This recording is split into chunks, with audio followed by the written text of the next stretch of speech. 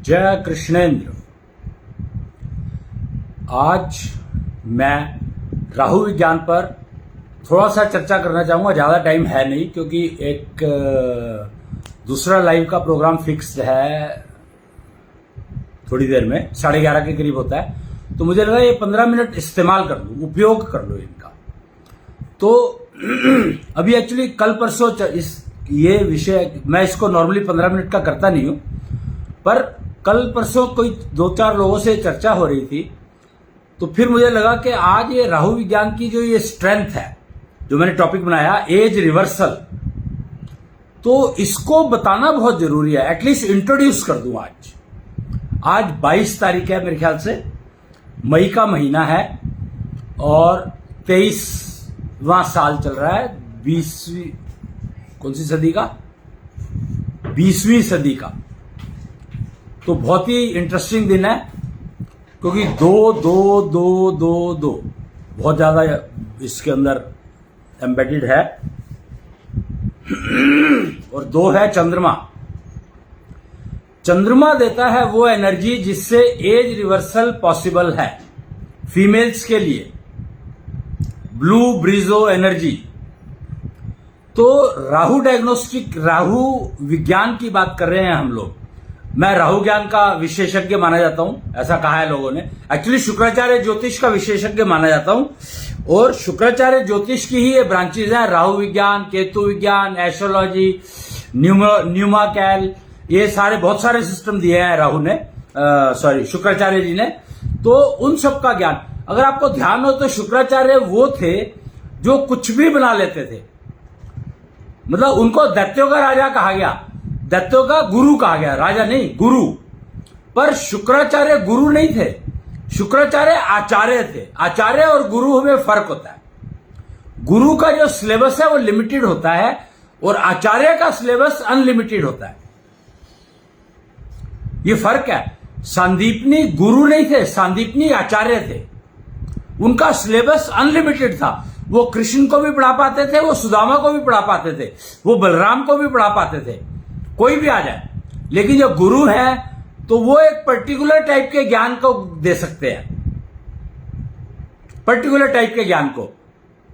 ज्यादातर गुरु जो होते हैं वो प्रीचर्स होते हैं, अध्यात्म का ज्ञान देते हैं। पर ऐसा नहीं है, कोई भी ज्ञान दे सकते हैं वो, पर जो उनके सिलेबस में होगा। सिलेबस से बाहर नहीं जा सकते गुरु। फर्क क्या है आचार्य और गुरु में कि गुरु सिलेबस से बाहर नहीं जा सकते। द्रोणाचार्य को देखो आप, द्रोणाचार्य को गुरु द्रोणाचार्य कहा गया है, यानी वो द्रोणाचार्य पहले थे फिर गुरु बने। कैसे? तो द्रोणाचार्य जब द्रोणाचार्य थे तो वो कुछ भी सिखा सकते थे किसी को भी। उन्होंने पॉलिटिक्स भी सिखाई, धनुर्विद्या भी सिखाई, गदा चलानी भी सिखाई, सब कुछ सिखाया उन्होंने। लेकिन जब वो गुरु के रूप में देखे गए तो एकलव्य ने दिखाया उनका गुरु रूप, एकलव्य ने दिखाया। गुरु मतलब उन्होंने खाली धनुर्धर बनने की शिक्षा ली थी एकलव्य ने। तो वो गुरु का गुरु रूप दिखाता है द्रोणाचार्य का। ये चीजें समझने वाली है। गुरु और आचार्य में फर्क होता है और जब तक आप ये चीजें समझेंगे नहीं तो आपको यही नहीं पता लगेगा कि क्या चीज मुझे सीखनी है और कहां जाना चाहिए, क्या लेना चाहिए, किससे लेना चाहिए। आचार्य जो होते हैं वो नॉर्मली फीस लेते हैं। पता है आपको कि आचार्य जो है वो नॉर्मली फीस लेते हैं हर चीज की। गुरु जो है वो गुरु दक्षिणा लेते हैं नहीं लेते हैं वो कोई जरूरी नहीं है, रूल नहीं है।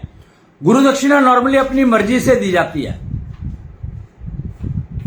कोई फिक्स नहीं है कि इतनी दक्षिणा लेनी ही है मुझे।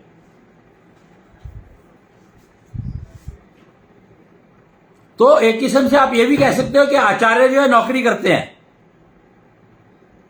ये कहा जा सकता है। व्यापार करते हैं, बिजनेस करते हैं। गुरु बिजनेस नहीं करते, गुरु व्यापार नहीं करते। ये फर्क है दोनों उसको समझने के लिए। आचार्य कुछ भी, क्योंकि वो कुछ भी कर सकते हैं। शुक्राचार्य के बारे में ये था कि उन्होंने अपने चेलों को, शिष्यों को बचाने के लिए संजीवनी का निर्माण किया, जबकि संजीवनी तो ऑलरेडी अवेलेबल थी। अगर आप देखो, हनुमान जी को समझो, तो संजीवनी तो पहले से अवेलेबल थी। क्या यह बात सही है? नहीं। यह भी एक समझने वाली बात है कि संजीवनी जो बूटी बनाई गई है वो शुक्राचार्य की देन है। वो शुक्राचार्य ने बनाया उसको, संजीवनी बूटी को शुक्राचार्य ने बनाया।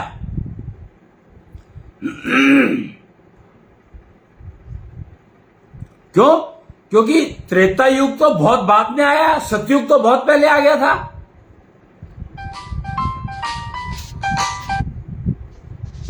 सतयुग तो बहुत पहले आ गया था। तो इसलिए मतलब कमाल है कि ये जो शुक्राचार्य ज्योतिष ने इतने सारे रास्ते खोले।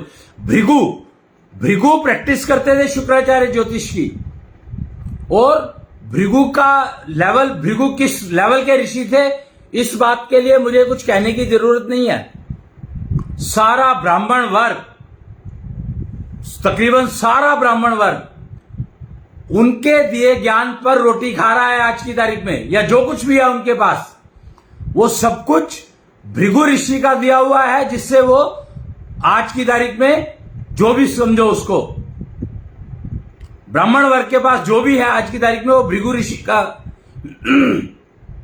दिया हुआ अंश है। तो समझ लो कि भृगु ऋषि के पास क्या होगा कि आज के तारीख में ब्राह्मण वर्ग पूरी पृथ्वी पर उनके द्वारा दिए गए ज्ञान से जीवन चला रहा है। लड़का हो या लड़की, फर्क नहीं पड़ता है। वो भृगु शुक्राचार्य ज्योतिष के ज्ञान की प्रैक्टिस करते थे, शुक्राचार्य ज्योतिष के एक्सपर्ट थे वो। तो आप सोच लो कि, और शुक्राचार्य वैसे तो दैत्यों के गुरु कहलाते हैं, कहते हैं ना, दैत्यों के गुरु है, तो देवों के गुरु तो है नहीं वो। पर गुरु बृहस्पति जो देवों के गुरु है, वो उनके आचार्य शुक्राचार्य थे। यहां पर मैंने ये नहीं कहा कि ब्राह्मण वर्ग जो है गुरु बृहस्पति का दिया ज्ञान कर रहा है, को उपयोग कर रहा है। नहीं, बृहस्पति ज्ञान का कहीं पे चर्चा ज्यादा है ही नहीं, क्योंकि बृहस्पति गुरु ने ज्योतिष का ज्ञान नहीं दिया, कहीं पर भी नहीं दिया ही नहीं। उनका वो एरिया ही नहीं था, गुरु का एरिया ही नहीं है ज्योतिष। गुरु का एरिया है व्यवहार ज्ञान, आत्मज्ञान और तत्व ज्ञान गुरु बृहस्पति के सब्जेक्ट में थे ही नहीं। आत्मज्ञान, तत्व ज्ञान और ज्योति ज्ञान, ये गुरु बृहस्पति के सब्जेक्ट नहीं थे। उनका सब्जेक्ट था व्यवहार ज्ञान। सामने वाले का व्यवहार देखो और उसके साथ उसके व्यवहार में जो भी कोई एरर है, त्रुटि है, गलती है, उसको ठीक करो। साम दाम दंड भेद,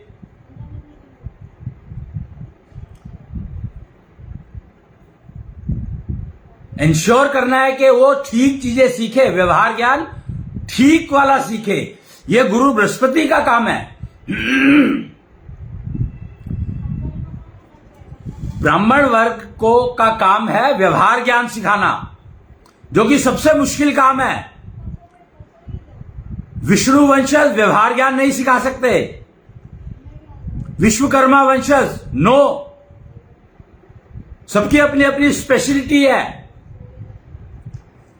तो व्यवहार ज्ञान जो है वो ब्राह्मण वर्ग सिखा सकता है सिर्फ।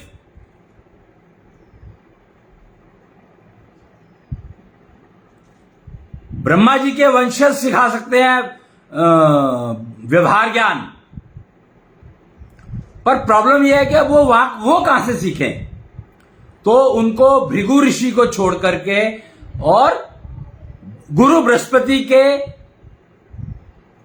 उसमें जाना पड़ेगा, शरण में।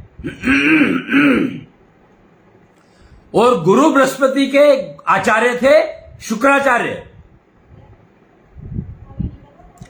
तो शुक्राचार्य ज्ञान या राहु विज्ञान और केतु विज्ञान ब्राह्मण वर्ग को सीखना पड़ेगा। अगर नहीं सीखेंगे तो वो व्यवहार ज्ञान नहीं सिखा सकते, क्योंकि व्यवहार ज्ञान का सारा सिस्टम राहु विज्ञान और केतु विज्ञान, एस्ट्रोलॉजी और न्यूमाकैल, इन सब में निहित है, छुपा हुआ है। राहु विज्ञान, इमेजिन, राहु विज्ञान सिखाता है व्यवहार ज्ञान, केतु विज्ञान सिखाता है व्यवहार ज्ञान, और कोई सिखा नहीं सकता। आयु ज्ञान सिखाता है एस्ट्रोलॉजी। एस्ट्रोलॉजी सिखाती है आपको क्या? आयु ज्ञान। आत्मज्ञान और तत्व ज्ञान सीखना है तो शुक्राचार्य ज्योतिष के अलावा आपके पास कोई हल नहीं है। कृष्णांश के पास जाना ही पड़ेगा, कृष्णांश की तपस्या करनी ही पड़ेगी, उसकी पूजा करनी ही पड़ेगी। वही आपको आत्मज्ञान और तत्व ज्ञान से परिचय करा सकता है, और कोई नहीं करा सकता, संभव ही नहीं है। आयु ज्ञान के लिए एस्ट्रोलॉजी सीखनी ही पड़ेगी, और कोई रास्ता है ही नहीं।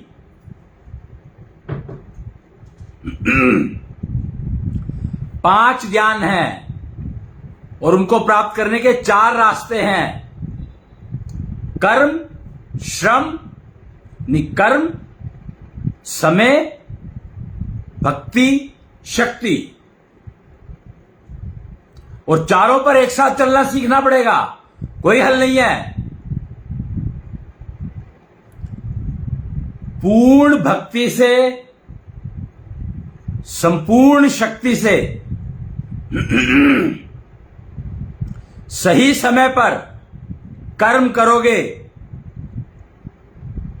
तभी ज्ञान मिलेगा। ज्ञान सीखने की बात कर रहा हूं अभी, तो मैं इंप्लीमेंटेशन की तो बात ही नहीं करी मैंने।